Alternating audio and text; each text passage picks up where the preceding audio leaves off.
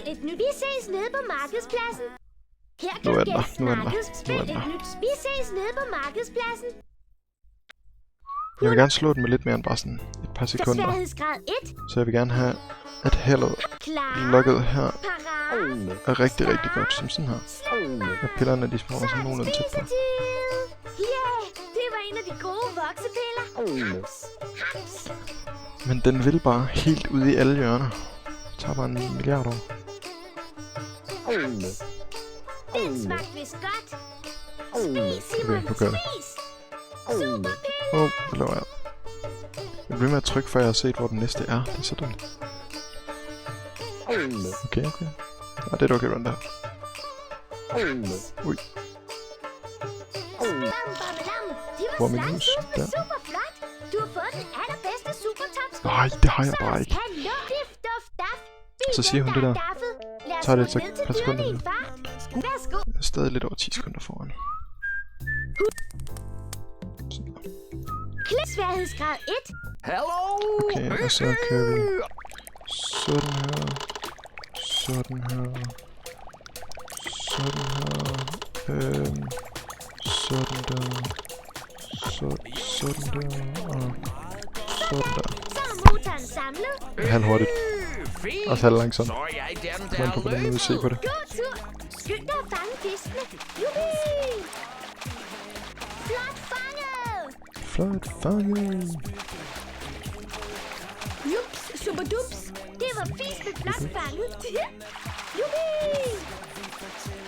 Flot fanget.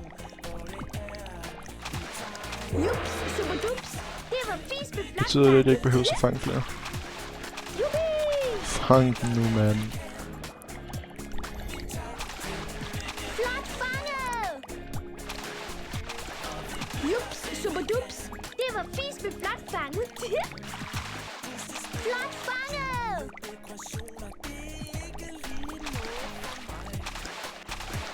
Jups, superdups. Det var Jups, fisk med flot superdups. fanget. Jubi! Flot fanget. Jups, superdups. Så løber han ikke mere nu, gør han? Flot fanget. Flot fanget. Hvor du puster, herr Hansemand. Yeah! Det er skisme hårdt at være en hane, der løber. Men det er stadig bedre, end at være en Vandhane, der der løber. Vandhane, der løber. Du er jo fuld af fis, din skøre hanemand. Yeah! Vi er vist et par rigtige fritidsfiskefangere. Ja, nu virker det hele, som det skal. Og Pixeline, Okay, det du er har okay hurtigt nu. redeligt fortjent en mega fed præmie. Så nu skal jeg bare lade være med at crash spillet og lave dumme fejl. Lad os skynde os ned til dyrenes telt. Værsgo. Okay. Han har trøje og monokkel på. Trøje, monokkel. Ja, trøje, monokkel. Det er det spanske den her flag. her, Det er det her, svenske flag. Det er det italienske flag. Den Det er det amerikanske flag. Det er det østrigske flag. Det er det egyptiske flag. Det er det mexikanske. Det er det tyske flag. Så er alle flagene på plads. Halvhurtigt. Det var godt, I nåede det. Jeg kan se, at gæsterne allerede er på vej. Husk, at de kun vil have deres livretter at spise. Hej Horst. Nu skal jeg prøve, om jeg kan huske at sige goddag på det rigtige sprog. Hvordan Guten var Tag. det nu? Guten Tag. Guten Tag. Værsgo. Danke sehr. Mange tak. Hej kakelakker. Nu skal jeg prøve, om jeg kan huske at sige goddag på det rigtige sprog. Hvordan var det nu? Buenos dias, amigos. Buenos dias. Værsgo. Muchas gracias, señorita.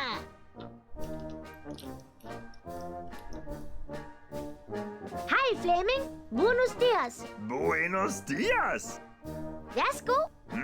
Muchas gracias! Mange tak, Pixeline!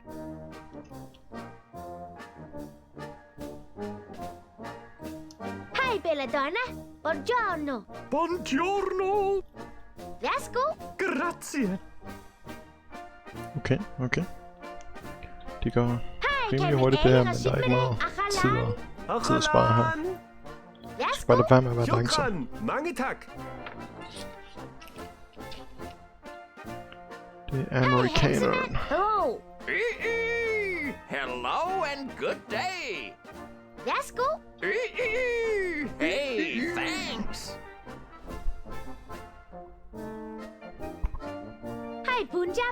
Namaste. Namaste, Pixeline. Værsgo. Okay. Danjavad. Tak, tak.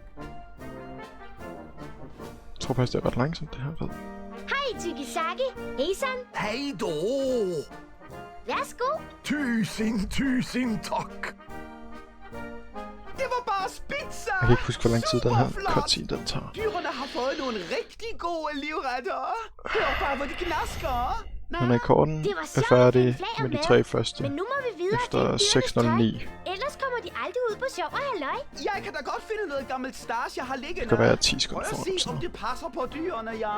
Auf Wiedersehen! Lad os se, hvad der er ved. Kom, lad os skynde os ned til dyrenes telt. Værsgo. Okay, lidt over 20 sekunder, det er faktisk rigtig godt. Hvorfor tog jeg ikke... Klik sværhedsgrad 1. Nu skal jeg lige huske, at jeg ikke tog den russiske.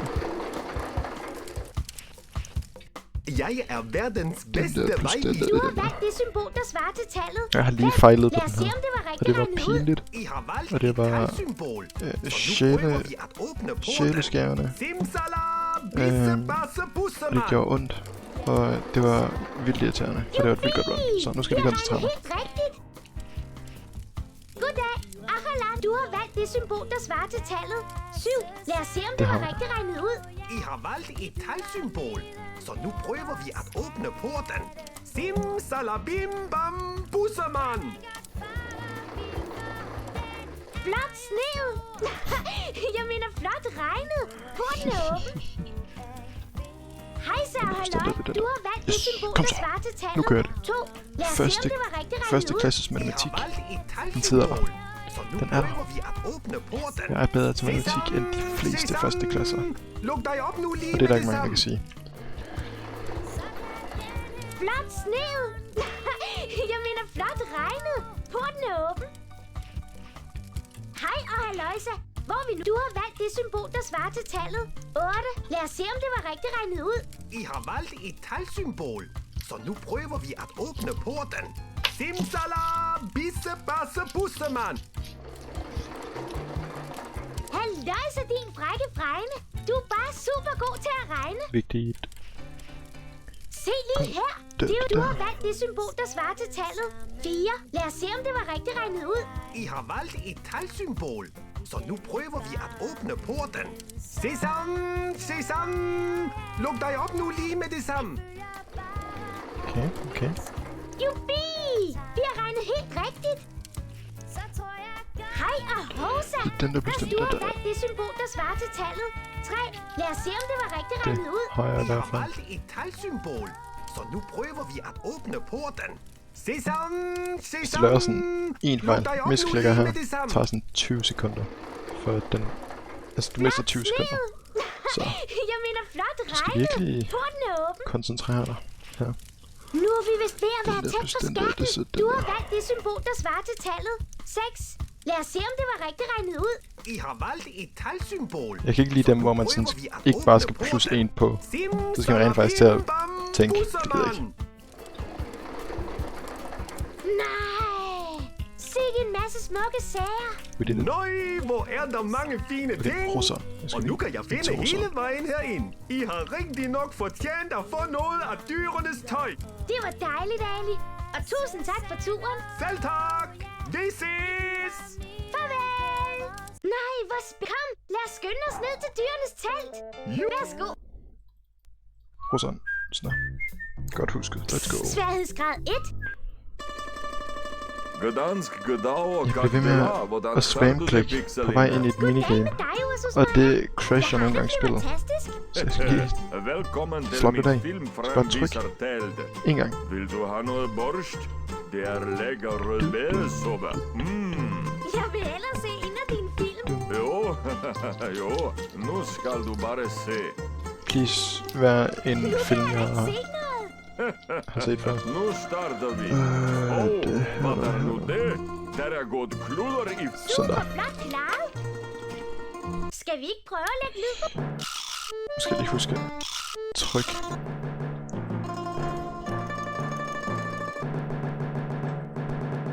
Jeg føler, det passer meget godt til filmen, det her.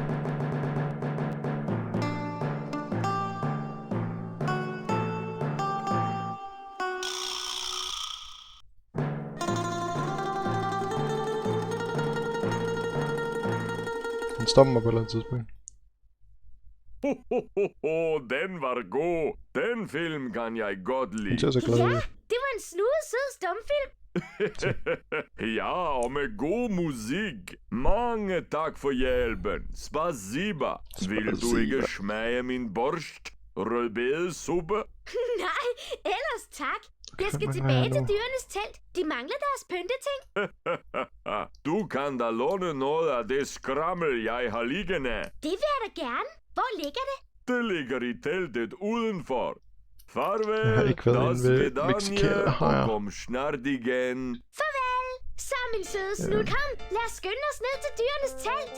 Værsgo. Okay, Pixelina hjælper ret meget. Hej. Jeg har ikke været derinde, jeg er ret sikker på. Klik sværhedsgrad 1. Jeg kan ødelægge speakerne nu. Fordi jeg tager den her 2 gange. Hej, Pixelina.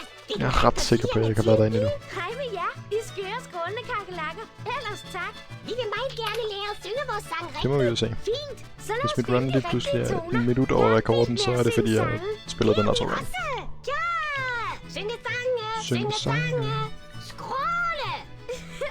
Vi må hellere komme i gang med at synge i en fart. De skøre kakelakker kan jo slet ikke vente. Så okay, så prøver vi at lære den her sang. La, la, la, la, la. Sådan, så er det jeres tur.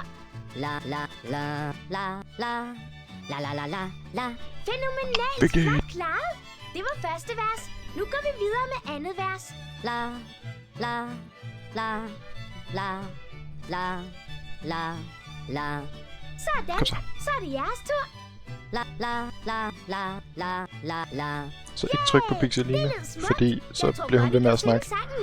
Ja, det tror jeg også. Så hvis du bliver med at spam-klikke på Pixelina, så sæt du sådan et minut oven i din tid. Muchos gracias. Bliver hun ved med at snakke. Gracias. Så min søde sniff, duft, daft. Okay, jeg har stadig kun 3 ting på horse for et eller andet. Værsgo. Okay, dem har jeg taget. Dem har jeg taget. Og lidt den her. Så sværhedsgrad 1. Så ikke klik. Sådan her. Haha, Ole! Jeg tør det ved med, at du ikke kan. Vil du hjælpe mig med at danse de samme dansetrin som...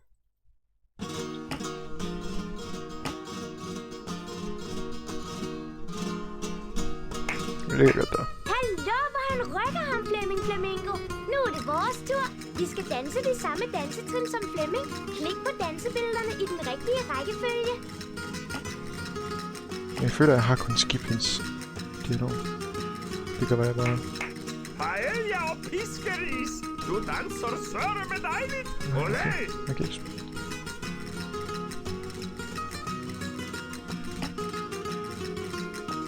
Sikke nogle seje dansetrin, du kan, Flemming Flamingo. Nu er det vores tur.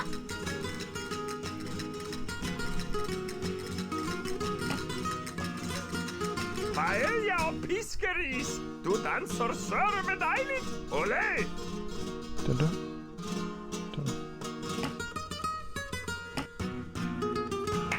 Er du fuld af Okay. fis? Jeg er vild med dans og musik. Nu er det vores tur. Den her, og så er det den her, og den her. Det var dog den dejligste dans, du det er kun 3 gange, man skal. Vi gennemførte dansen helt uden fejl. Fejlfri skal fejres. Let's go. Det fortjener et. Ole! Ole!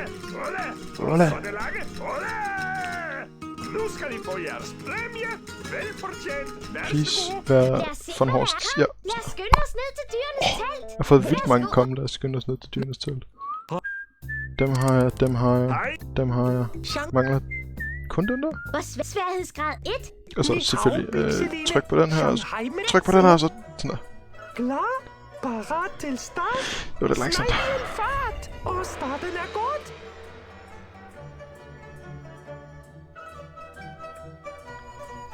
What? Jeg har aldrig set den der før. Arm, Arm. tingeling. Den er helt i orden. Jeg er helt vanvittigt god til at stave.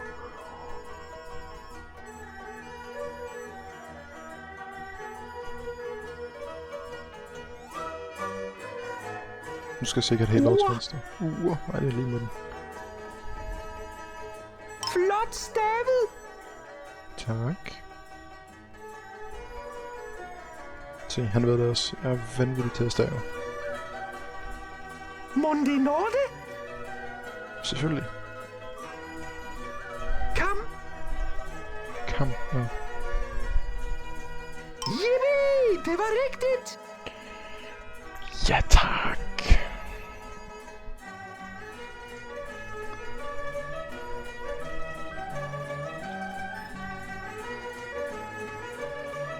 Hvad nu det? Og endelig noget snegl og rytter så i mål. Det var en fantastisk tid, du kom igennem banen på. Der Tak, var fuld tak, tak. fart over sneglene. Lad Ja, os der var lige der. tælle, hvor mange bonuspoint det blev til. 45 mindst. Super duper snik snak tik tak. I nåede gennem snegleløbet og fik point nok til at vinde en gave.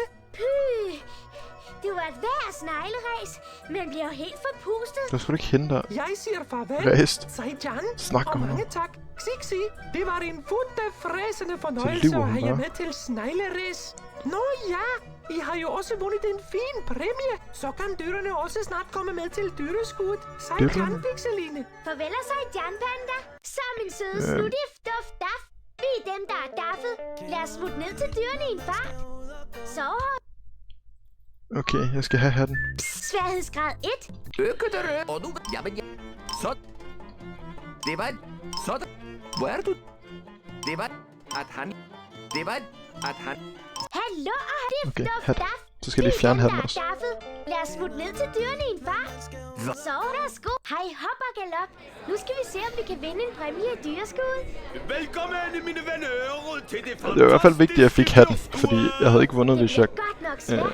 havde manglet en Du, der vinder. rigtig ting. Det bliver selvfølgelig den smukkeste, den mest enestående og mest fantastisk klædte. Lad os lige se, hvem der er med denne gang. Den smukke pudel, Pudella Plukfjæs. Jeg kan egentlig ikke huske, hvad kortene er. Jeg har ingen idé, om jeg vinder. Fjæs har jo som så vanligt udvalgt den yndigste spacerdragt. En ægte vinder. Og de andre deltagere er Pandabjørnen Gyngen Gangen Tubang. Jeg tror ikke, at Mumle siger ret meget, virkelig stil så jeg over trykker på pandaen. ham. En stærk personlighed med ganske gode chancer for at vinde. Og de andre deltagere er... Her ser vi så i et nydeligt sæt tøj. Horst von Ho-Ho. Horst von Ho-Ho. Hvilken stolt og smuk hest. Og så i sit pæneste sæt tøj, Og Rotten Mumle. Heja Mumle, heja Mumle. Og Mumle stiller op i en Tønder. Før vi går Se. over til kåringen af det bedst klædte dyr, skal vi lige have en kommentar fra nogle af deltagerne. Det må blive Mumle. Det er fint. Jeg har ikke testet de to andre. Klik på den deltager, du vil høre en kommentar fra. Jeg kunne forestille mig, at begge de her to, de snakker Det går rigtig meget. aldrig, det her. Jeg ved, det går galt. Jeg synes ikke, det er spor sjovt, det her, lillebror. Heja Mumle, heja Mumle. Lad os se, hvor mange point dyrene har fået. Det Og gik vinderen vildt er hurtigt. super sejt klaret, Horst. Det var bare vildt flot. Ja, det var wunderschön. Det var wunderschön. Og tillykke med førstepræmien. Der er et flot diplom til vinderen. Jeg vil Du kan sige, printe diplomet at det er en ud rekord, ude i det her. startmenuen. Hvilken Men spændende afslutning. jeg aner Så er ikke, dyreskuddet forbi hvad for denne gang, men hans nu rekord er. fortsætter dyreskuddet. Så kig endelig herind igen. Så er der måske nogle andre Jeg dyr kiggede med lige i før. konkurrencen. Jeg har set, hvad den Millioner var. tak for denne gang. Men jeg, I var et super publikum. den var ikke Sikke en sjov omgang. Men I har jo ikke var ikke klar. været inde Nå, alle men sammen endnu. 1859 Så lad os lige se, om vi kan finde de er jeg sidste ret ting. sikker på at bedre. Jeg kan lige tjekke, jeg har den åben. Det var faktisk bedre, end jeg havde forventet. 1918. Den er rekord så. Klasse. Sejr. Endnu en rekord til Vigitor 2.